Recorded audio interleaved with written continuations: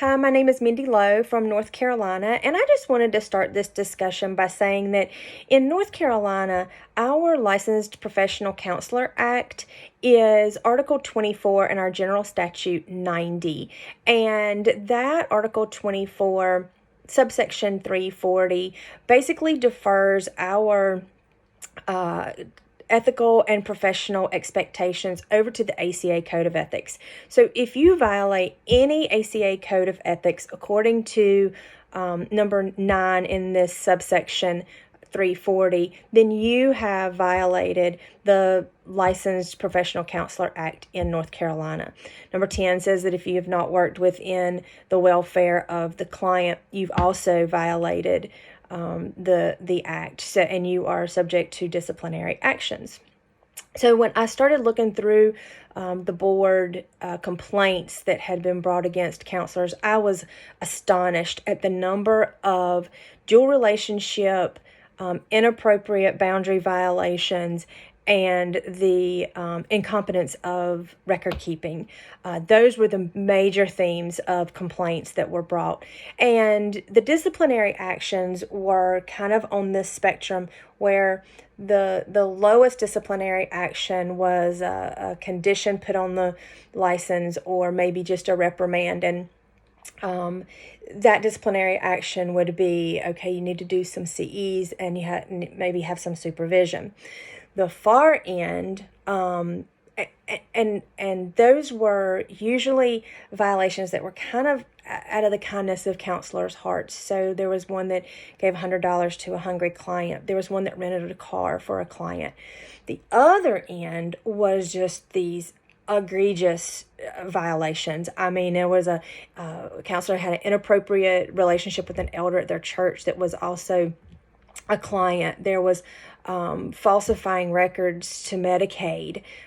There was a counselor that was living with a client and was found intoxicated and buying medication from this client. In those cases, the license was relinquished or revoked, and there was no hope for reinstatement. What I want to talk about is kind of this middle section where there was either a probation or a suspension of a license. And this is the counselor that I want to talk about that actually had two violations. One was in March of 2013. At that time, he was put on probation for leaving records unattended, which violated Ethical Code A1B. He also did not maintain group therapy records, and that violated B6A Code of Ethics. And then he was also impaired due to mental health and substance abuse issues, which violates C2G of the ACA Code of Ethics. So during this time, he was put on probation for 1 year. He had to do some CEs. He had to have 40 hours of supervision. He had to stay in mental health and substance abuse counseling. And he had to report to the board every 3 months, but he could still practice.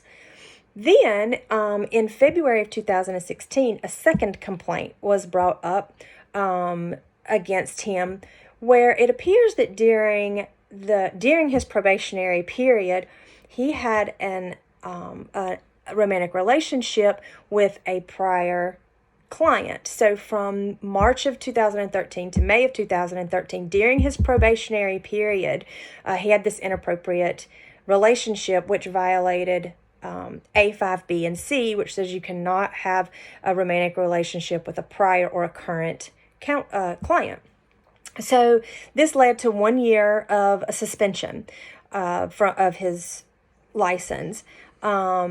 Then after that 1 year of suspension, he had 2 years of probation where he had to do face-to-face supervision. He still had to stay in counseling, and he had to have a written article sent in to the board. So C2G of the ACA Code of Ethics discusses these impairments. And it basically says that counselors have to monitor themselves for burnout, whether it's physical or mental or emotional, and that we need to monitor our colleagues for these signs. And what brought to mind for me was that this counselor was under supervision during his probation. Was he being supervised appropriately? Why didn't they catch that he was having this inappropriate relationship during his probation if he was being supervised appropriately? Also, is this counselor really cut out for this profession if his moral compass isn't any better than this? Is he suitable for this and for this profession? And what would I do if I was faced with either a colleague that I felt was inappropriate or impaired? How would I handle that?